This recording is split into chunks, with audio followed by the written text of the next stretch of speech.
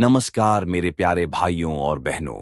मैं Rohan Kumar life story के नए एपिसोड में आप सभी लोगों का हार्दिक स्वागत है। कहानी में आगे बढ़ने से पहले कृपया लाइफ स्टोरी चैनल को सब्सक्राइब कर बेल आइकन जरूर दबा लें ताकि मेरे हर वीडियो का नोटिफिकेशन आपको मिलता रहे। तो चलिए आज की कहानी शुरू करते हैं। रतन टाटा 28 दिसंबर 1937 से 9 अक्टूबर 2024 भारतीय उद्योगपति थे जो टाटा समूह और टाटा सन्स के अध्यक्ष के रूप में कार्य किया। वे 1991 से 2012 तक टाटा समूह के अध्यक्ष थे जो भारत की सबसे बड़ी व्यापारिक इकाई है। इसके अतिरिक्त अक्टूबर 2016 से फरवरी 2017 तक वे समूह के कार्यकारी अध्यक्ष भी रहे। उनके नेतृत्व में टाटा समूह ने वैश्विक स्तर पर विस्तार किया और कई महत्वपूर्ण अधिग्रहण किए। 2000 में तीसरा सर्वोच्च नागरिक सम्मान पद्म भूषण प्राप्त करने के बाद 2008 में उन्हें भारत का दूसरा सर्वोच्च नागरिक सम्मान पद्म विभूषण मिला।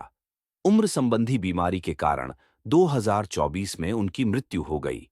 रतन टाटा नवल टाटा के पुत्र थे जिन्हें रत्नजी टाटा ने गोद लिया था। रतन जी टाटा जमशेद जी टाटा के पुत्र और टाटा समूह के संस्थापक थे।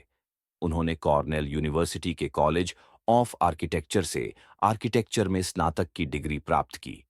उन्होंने 1961 में टाटा समूह में शामिल होकर टाटा स्टील के वर्क फ्लोर पर काम किया। बाद में 1991 में जेआरडी टाटा के सेवानिवृत्त होने पर वे टाटा सन्स के अध्यक्ष बने। उनके कार्यकाल के दौरान टाटा समूह ने टेटली, जगुआर लैंड रोवर और कोरस का अधिग्रहण किया, जिसका उद्देश्य टाटा को एक बड़े पैमाने पर भारत केंद्रित समूह से वैश्विक व्यवसाय में परिवर्तित करना था। टाटा एक समाज सेवी व्यक्ति भी थे। टाटा एक निवेशक थे और उन्होंने 30 से अधिक स्टार्टअप में निवेश किया, जिनमें से अधिकांश व्यक्तिगत क्षमता में और कुछ अपनी निवेश कंपनी के माध्यम से किए। प्रारंभिक जीवन और शिक्षा। रतन टाटा का जन्म 28 दिसंबर 1937 को ब्रिटिश राज के दौरान बॉम्बे, अब मुंबई में एक पारसी परिवार में हुआ था। वह नवल टाटा के बेटे थे जिनका जन्म सूरत में हुआ था और बाद में उन्हें टाटा परिवार में गोद ले लिया गया था।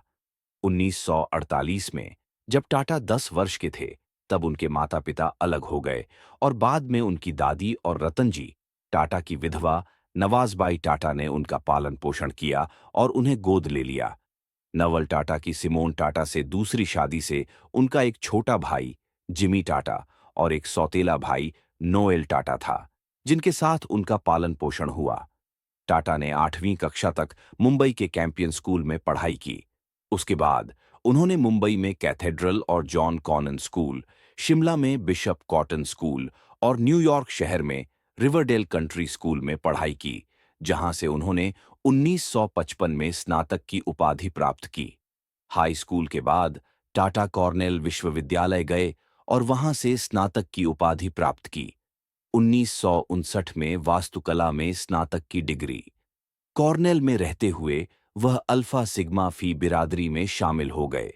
2008 में टाटा ने कॉर्नेल को $50 मिलियन का दान दिया, जिससे वह इतिहास में विश्वविद्यालय का सबसे बड़ा अंतर्राष्ट्रीय दानकर्ता बन गया।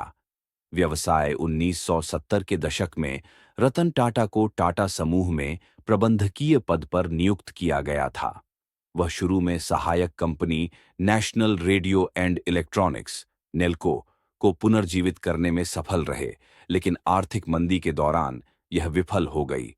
1990 में जे.आर.डी. टाटा ने टाटा सन्स के अध्यक्ष पद से इस्तीफा दे दिया और रतन टाटा को अपना उत्तराधिकारी नियुक्त किया। प्रारंभ में रतन टाटा को विभिन्न सहायक कंपनियों के प्रमुखों से मजबूत प्रतिरोध का सामना करना पड़ा, जिनके पास वरिष्ठ टाटा के नेतृत्व में महत्वपूर्ण परिचालन स्वायत्तता थी। जवाब में रतन टाटा ने शक्ति को मजबूत करने के उद्देश्य से कई नीतियां लागू कीं, जिनमें सेवानिवृत्ति की आयु निर्धारित करना, सहायक कंपनियों को सीधे समूह कार्यालय में रिपोर्ट करना और सहायक कंपनियों को टाटा समूह ब्रांड के निर्माण में अपने मुनाफे का योगदान करने की आवश्यकता शामिल थी। रतन टाटा ने नवाचार को प्राथमिकता दी और युवा प्रतिभाओं को कई जिम्मेदारियां सौंपी। उनके नेतृत्व में सहायक कंपनियों के बीच ओवरलैपिंग संचालन को कंपनी व्यापी संचालन में सुव्यवस्थित किया गया। साथ ही समूह ने वैश्वीकरण पर ध्यान केंद्रित करने के लिए असंबंधित व्यवसायों को छोड़ दिया। 21 वर्षों तक टाटा समूह का नेतृत्व करते हुए राजस्व 40 गुना से अधिक और लाभ 50 गुना से अधिक बढ़ गया। जब रतन टाटा ने कंपनी की कमान संभाली तो अधिकांश बिक्री कमोडिटी बिक्री थी, लेकिन उनके कार्यकाल के अंत तक अधिकांश बिक्री ब्रांडों से हुई। उनके नेतृत्व में टाटा टी ने टेटली का अधिग्रहण किया, टाटा मोटर्स ने जगुआर लैंड रोवर का अधिग्रहण किया और टाटा स्टील ने कोरस का अधिग्रहण किया। इन अधिग्रहणों ने टाटा को मुख्य रूप से भारत केंद्रित समूह से एक वैश्विक व्यवसाय में बदल दिया, जिसका 65% से अधिक राजस्व अंतर्राष्ट्रीय परिचालन और बिक्री से आता था। उन्होंने टाटा नैनोकार की अवधारणा भी तैयार की और इसके विकास का नेतृत्व किया, जिससे कारों को औसत भारतीय उपभोक्ता की पहुंच में लाने में मदद मिली। टाटा मोटर्स ने गुजरात के साणंद प्लांट से टिगोर इलेक्ट्रिक वाहनों का पहला बैच शुरू कर दिया है, जिसे टाटा ने भारत के इलेक्ट्रिक सपने को तेजी से आगे बढ़ाने वाला बताया है। 75 वर्ष की आयु तक पहुंचने पर रतन टाटा ने 28 दिसंबर 2012 को टाटा समूह में अपनी कार्यकारी भूमिका से इस्तीफा दे दिया। इससे नेतृत्व संकट पैदा हो गया, क्योंकि कंपनी के निदेशक मंडल और कानूनी प्रभाग ने उनके उत्तराधिकारी साइरस मिस्त्री को नियुक्त करने से इनकार कर दिया।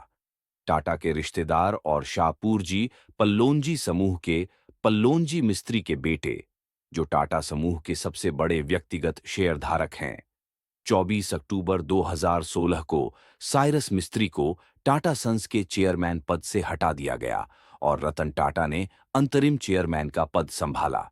नए अध्यक्ष की तलाश के लिए एक चयन समिति का गठन किया गया, जिसमें टाटा भी एक सदस्य के रूप में शामिल थे। नटराजन चंद्रशेखरन को 12 जनवरी 2017 को टाटा सन्स के अध्यक्ष के रूप में नियुक्त किया गया था और फरवरी 2017 में उन्होंने यह पद ग्रहण किया। फरवरी 2017 में मिस्त्री को टाटा सन्स के निदेशक पद से हटा दिया गया था। दिसंबर 2019 में national company law appellate tribunal ने फैसला सुनाया कि साइरस मिस्त्री को टाटा सन्स के चेयरमैन पद से हटाना अवैध था और उनकी बहाली का आदेश दिया, लेकिन बाद में भारत के सुप्रीम कोर्ट ने उनकी बर्खास्तगी को बरकरार रखा। टाटा ने अपनी संपत्ति से कई कंपनियों में निवेश किया था। उन्होंने भारत की प्रमुख ई-कॉमर्स वेबसाइटों में से एक स्नैपडील में निवेश किया। जनवरी 2016 में उन्होंने टी बॉक्स, एक ऑनलाइन प्रीमियम भारतीय चाय विक्रेता, और cashkaro.com, एक डिस्काउंट कूपन और कैशबैक वेबसाइट में भी निवेश किया। टाटा ने भारत में प्रारंभिक और अंतिम चरण की दोनों कंपनियों में छोटे निवेश किए, जैसे ओला कैब्स में 9,55,000 रुपए।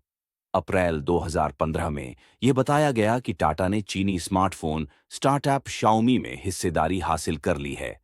2016 में उन्होंने एक ऑनलाइन रियल एस्टेट पोर्टल नेस्टवे में निवेश किया, जिसने बाद में ऑनलाइन रियल एस्टेट और पालतू जानवरों की देखभाल पोर्टल डॉग स्पॉट शुरू करने के लिए जेनिफाई का अधिग्रहण किया। इसके अतिरिक्त टाटा ने अंतरपीढ़ीगत मित्रता को प्रोत्साहित करने के लिए वरिष्ठ नागरिकों के लिए भारत का साथी स्टार्टअप गुडफेलो लॉन्च किया। निजी जीवन टाटा ने कभी विवाह नहीं किया और उनकी कोई संतान भी नहीं थी।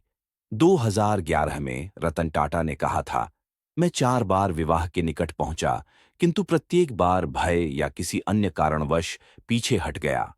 निधन उनकी स्थिति गंभीर थी और उन्हें मुंबई के एक अस्पताल में गहन चिकित्सा देखभाल में रखा गया था। टाटा ने 7 अक्टूबर 2024 को कहा था कि वह अपनी आयु और संबंधित चिकित्सा स्थितियों के कारण नियमित चिकित्सा परीक्षण करवा रहे थे।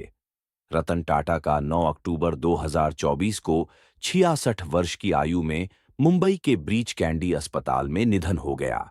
पुरस्कार और मान्यता। भारत के 50वें गणतंत्र दिवस समारोह पर 26 जनवरी 2000 रतन टाटा को तीसरे नागरिक अलंकरण पद्म भूषण से सम्मानित किया गया। उन्हें 26 जनवरी 2008 भारत के दूसरे सर्वोच्च नागरिक अलंकरण पद्म विभूषण से सम्मानित किया गया। वे नेस्कॉम ग्लोबल लीडरशिप पुरस्कार 2008 प्राप्त करने वालों में से एक थे। ये पुरस्कार उन्हें 14 फरवरी 2008 को मुंबई में एक समारोह में दिया गया। रतन टाटा ने 2007 में टाटा परिवार की ओर से परोपकार का कार्नेगी पदक प्राप्त किया। रतन टाटा भारत में विभिन्न संगठनों में वरिष्ठ पदों पर कार्यरत हैं और वे प्रधानमंत्री की व्यापार एवं उद्योग परिषद के सदस्य हैं।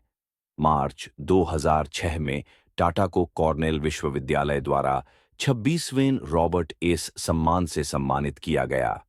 आर्थिक शिक्षा में हैटफील्ड रत्न सदस्य वह सर्वोच्च सम्मान जो विश्वविद्यालय कंपनी क्षेत्र में प्रतिष्ठित व्यक्तियों को प्रदान करती है।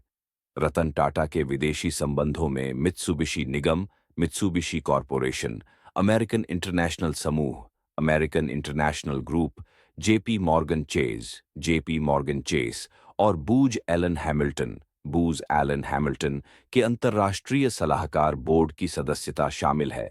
वे रैंड निगम, रैंड कॉरपोरेशन और अपनी मातृ संस्था आल्मा माटर, कॉर्नेल विश्वविद्यालय, कॉर्नेल यूनिवर्सिटी और दक्षिणी कैलिफोर्निया विश्वविद्यालय, यूनिवर्सिटी ऑफ सदर्न कैलिफोर्निया के न्यासी मंडल के भी सदस्य हैं। वे दक्षिण अफ्रीका गणराज्य की अंतर्राष्ट्रीय निवेश परिषद के बोर्ड सदस्य हैं और न्यूयॉर्क स्टॉक एक्सचेंज के एशिया पैसिफिक सलाहकार समिति के एक सदस्य हैं।